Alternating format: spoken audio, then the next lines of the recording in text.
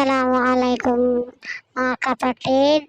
Ayan, bumili ako ng 3 karpa. Nabili ko ito sa halagang 150 ang kilo, ang tali. Tapos yan, miss ko na kasi yung karpa. Wala kasing karpa doon sa Davao. Kaya ito, nang nagbakasyon ako dito sa Maguindanao, yan, ginrab ko na.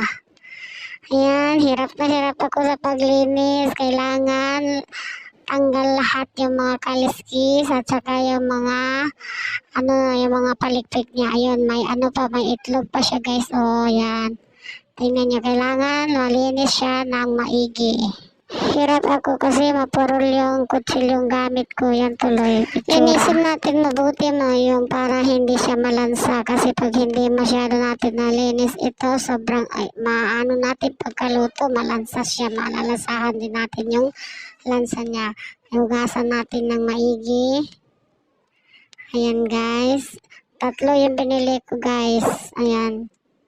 Pati isinama ko na rin yung itlog. Ayan, napainit na ako ng kawali. Ay, kaldero pala yung gamit ko dito.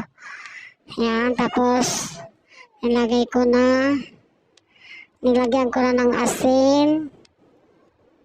Gusto ko, guys, yung maraming sabaw para sabaw pa lang ulam na. Yan, guys, nilagyan ko na ng tubig para pahayaan na lang natin na kumulo siya. Nilagyan ko na yan ng pampalasa para hindi ko na siya mahalo, para yung kanyang meat buong buo pa rin. Kasi madali lang ito madurog. Ayan, nilagay ko na yung dinagdag ko na yung itlog niya. Ayan, guys. Malapit na yan maluto, guys. Hintayin lang natin ng kumulo ng maigi. 5 minutes lang, hintay lang natin. Magiging okay na yan. Hindi ko hinahalo ng yung dyan lang sa taas ko siya hinahalo. Yan. Okay na, guys.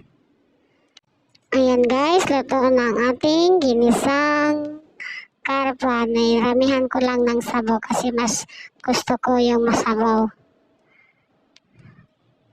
Yan. Pati yung mga itlog niya. Ayan pa. Ayan.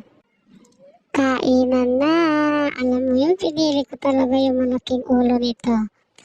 Yan. Maraming salamat sa panonood. Please subscribe to my YouTube channel. Na rin po. Salamat.